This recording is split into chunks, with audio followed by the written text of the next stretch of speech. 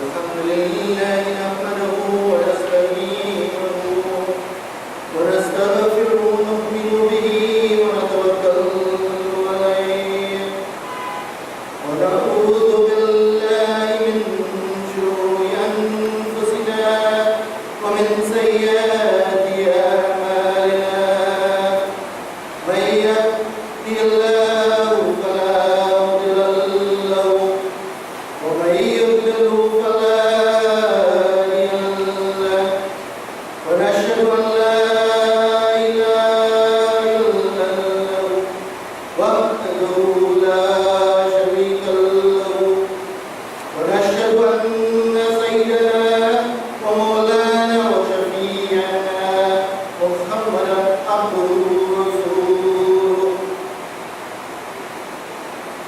أما بعد فقال الله تبارك وتعالى في الكلام القديم أعوذ بالله من الشيطان الرجيم بسم الله الرحمن الرحيم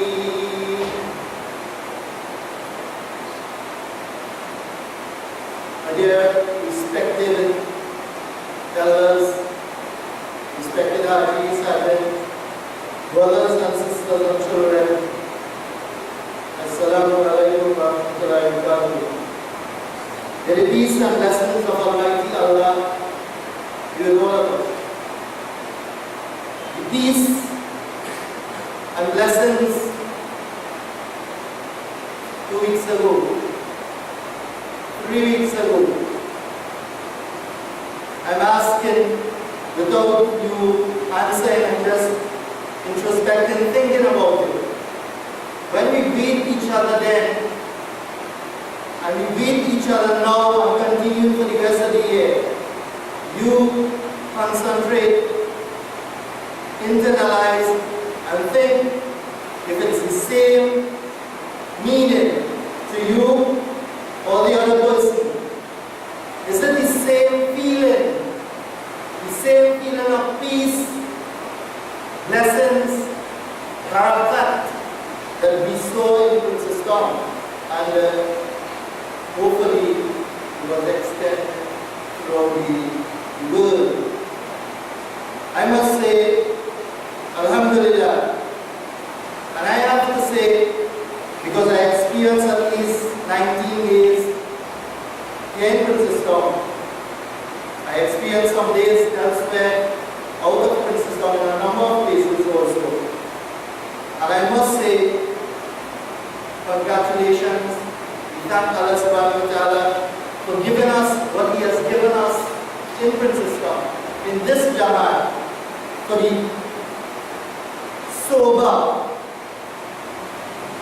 sober leadership, both from the spiritual side and the administrative side. For I've not seen, there may be, any such arrangement anywhere else throughout Trinidad. And the sober way in which you responded to all the activities during the period of Ramadan. And I must say, and you must say, Alhamdulillah, I could only say, Inshallah, I wish that Allah subhanahu wa ta'ala give myself and give you the opportunity to experience what we have experienced for the month of Ramadan. When we hug each other, when we shake each other hand, when we talk to each other, the responses and the quality of the responses that we get from our brothers and sisters, it is second to none. One would have feel that when you remember the stories of the Sahabas and you talk to each other, you get a kind of feeling when you read about it. So, my dear brothers and sisters, I just hope and pray that Allah subhanahu wa ta'ala accept your service, my service, our service during the month of Ramadan, and let us understand the impact it has on us, and whether it's going to be lasting or long it's going to last. And you can tell. 1 week after, what difference it is? You know, in the course of a river, when there's a drop, what do you get? You get a water fall. That could be very, very dangerous if you use flow. And we hear about it throughout the world now, and especially in the US, when you are driving and you drop suddenly, you drop in a sinkhole, I think, you call it. And you could be devoured. You and your vehicle, your house will be devoured. The intensity in which you, and we felt it, worship. We worship during the month of Ramadan. I am only asking, because I cannot say, is there a drop? Is there a drop in the intensity? There will be differences, there will be a difference. But you have to realize that the way we felt, the closeness we felt to each other, when we feel close to each other, we feel close to Allah subhanahu wa ta'ala, we feel close to His Prophet. The closeness we felt, are we going to continue feeling that we are creating avenues to feel that way with each other? Are we going to trust each other the way we trusted each other, the way we smile with each other, the way we hug each other, the relationship we would have had during the month of Ramadan? Are we going to continue positively with that? I hope, I pray, inshallah, I make dua that we all seek to do that. So our Jamaat can be shining example this throughout the year, inshallah. Mankind is at a critical and pivotal juncture in its creation. At the stage we are in, a tremendous stride in mass destruction. One can destroy a large portion of the earth at the push of a button. We can destroy relationship with one word. One word. The vast advances that changes almost everyday technology and is used in every facet of human existence. The rapid changes in leadership and leadership theories engulfing the landscape of humanity and the sensate personal people unpredictably of man's decision-making confuse the mind as to how we have not destroyed ourselves. Are we destroying ourselves? How can we tell we are not destroying ourselves? Can we feel it? Quran says, in chapter 51, verse 56 of our Quran says, Bismillahirrahmanirrahim. وَمَا خَلَقْتُ الْجِنَّ وَالْإِنسَ إِلَّا لِيَعْبُدُونِ I have only created jinns and men that they may serve me. And that is what we are doing in the month of Ramadan. Man's sole goal is to seek Allah's pleasure or bounties through service to Him. Our lives become directed to a path and stay ceaselessly on that path. Just remember a few weeks ago.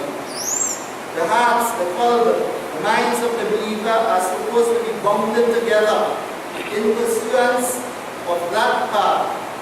And by extension, the main objective, the purpose of our lives that makes the body of all Muslims one united entity, holding on to the rope of Allah subhanahu wa ta'ala. The destruction of ourselves starts with ourselves. The destruction of ourselves starts with ourselves. When the individuality, our own nafs and ego takes precedence over the collective, total of our being and the thinking of Islam, the philosophy of Islam, Muslims are the chosen ones to save our families.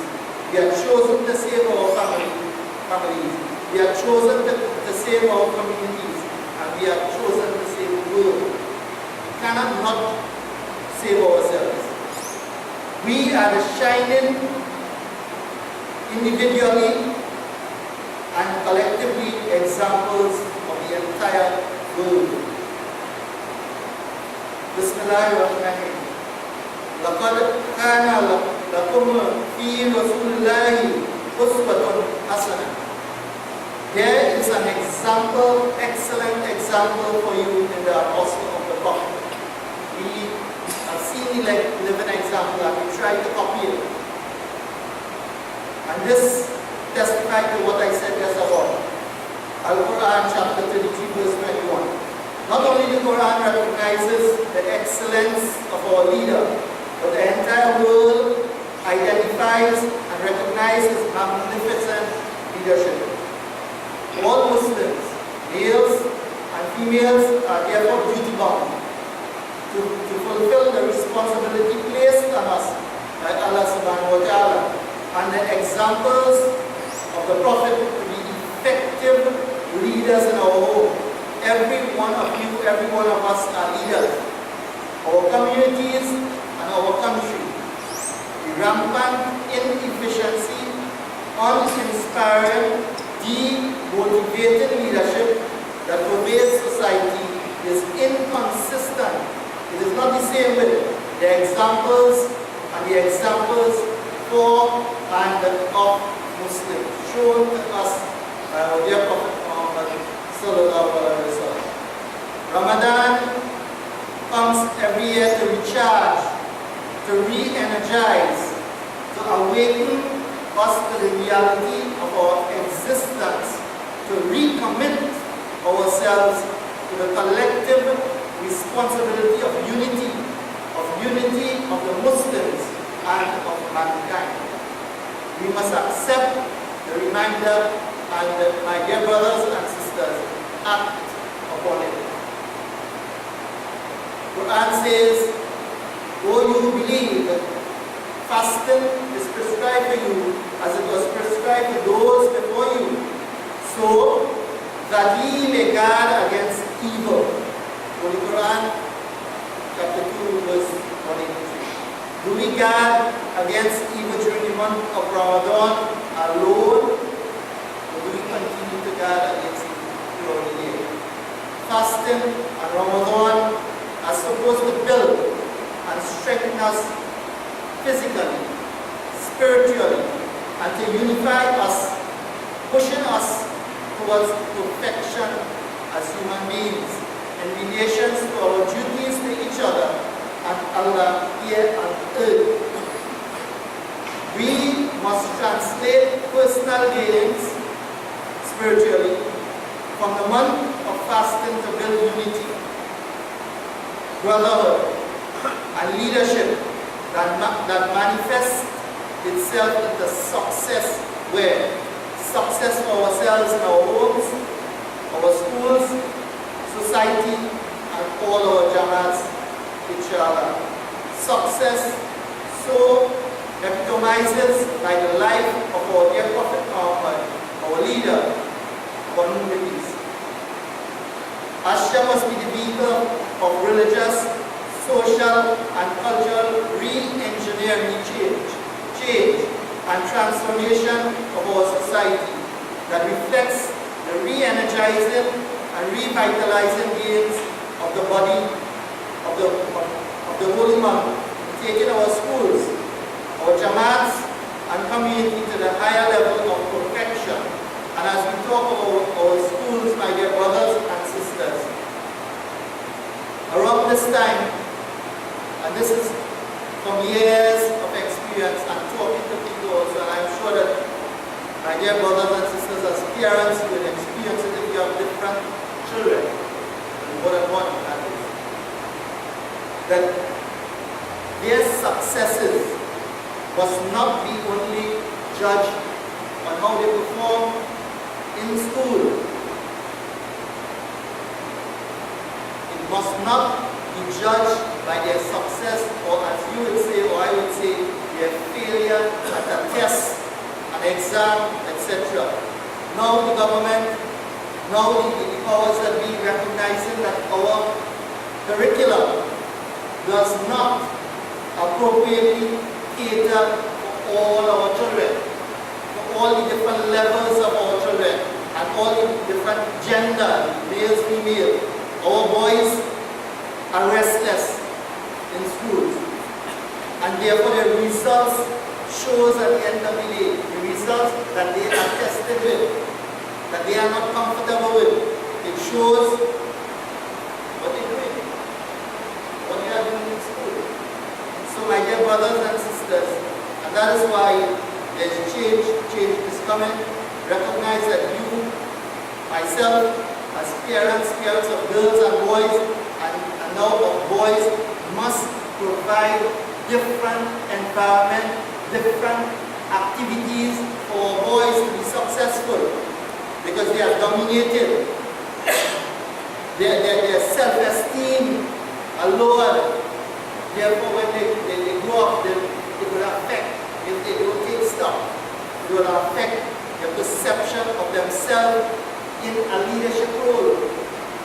And this is where our Prophet Muhammad sallallahu alaihi wasallam, an unlettered person who did not receive formal schooling, that should be an example for us, for our children, both our girls and boys, more specifically for our boys.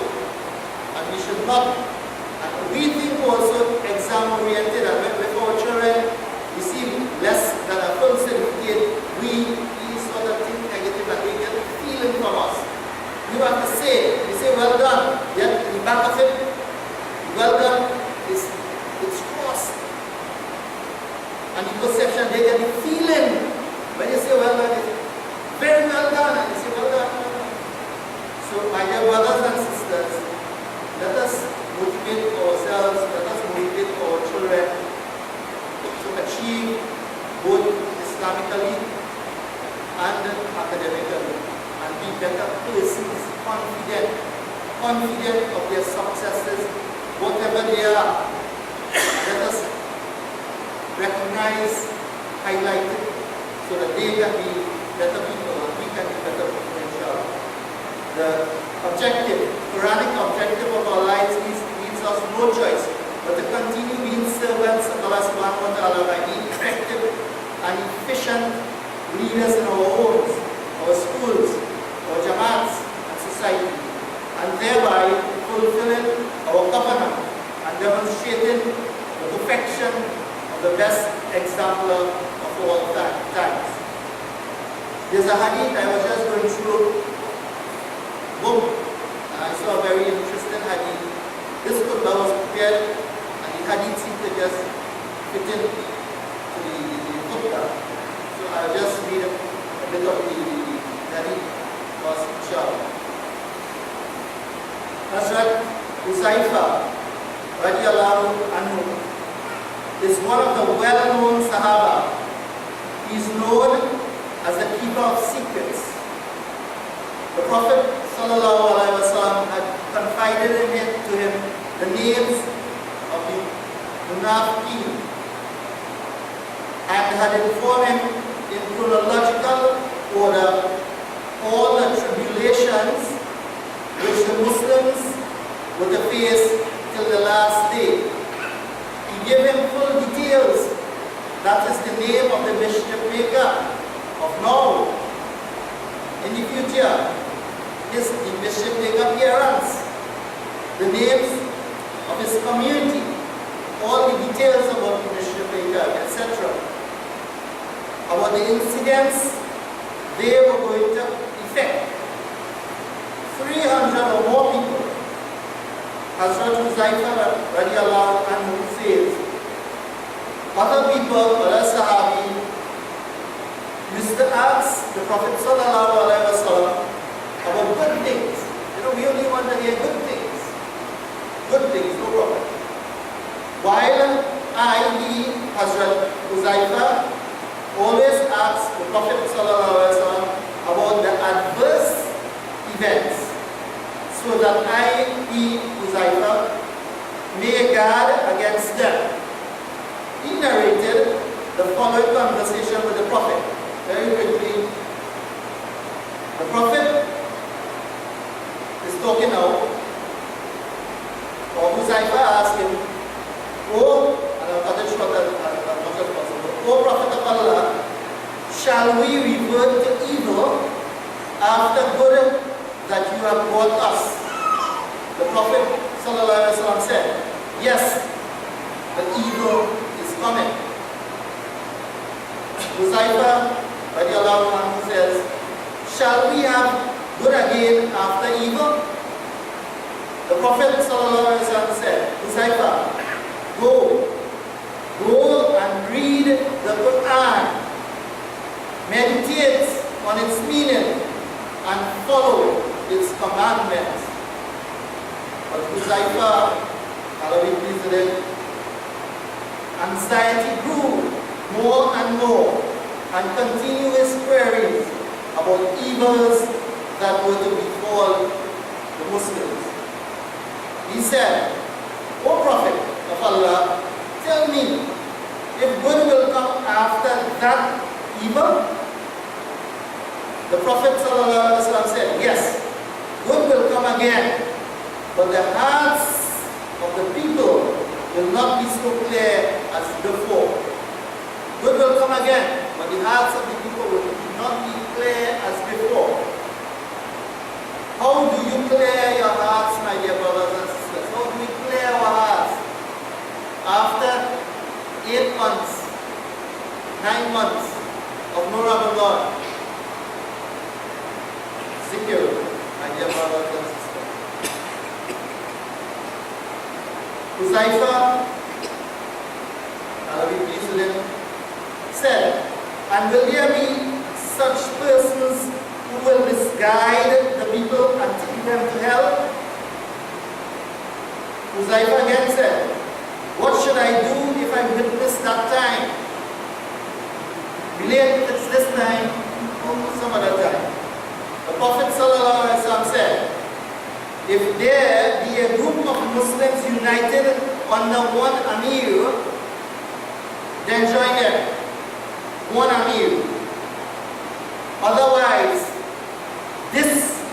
disassociate yourselves from all such fractions and be secluded in a corner, or take refuge under a tree in the forest and be there till you die. My dear brothers and sisters, it has explained itself. I hope you take heed, all of us, including myself, also myself. And may Allah subhanahu wa ta'ala guide us. To conclude, my dear brothers and sisters, let me, as I start, say we must continue to strive to regain the gains of Ramadan by simply continuing doing what we did so well during the month of Ramadan. Be kind, be charitable, be compassionate. Fasting the 6 days or more days during this month. Fasting, enough fast of the 14th, 15th, and 16th of each month thereafter. Reading more Al-Quran. Comment, my dear brothers and sisters, to Salah in the mosque. If you stop coming to Salah, like the drop that I was talking about in the mosque, what would well us to come to the mosque for Salah? If you stop coming to the mosque for Salah, would you feel zeal? Would something pull you to read Salah in your homes? You answer that, my dear brothers and sisters. Coming to Salah in the mosque regularly and simply displaying the brotherhood, the kindness, the love, the unity, and the harmony, the respect and consideration we all extend to each other during this month that has just passed. Let us shade shaitanic behaviors for the whole year. Inshallah. Barakallah lana wa lakum fil Qur'an al-Azim wa nafa'ana wa iyyakum bil ayati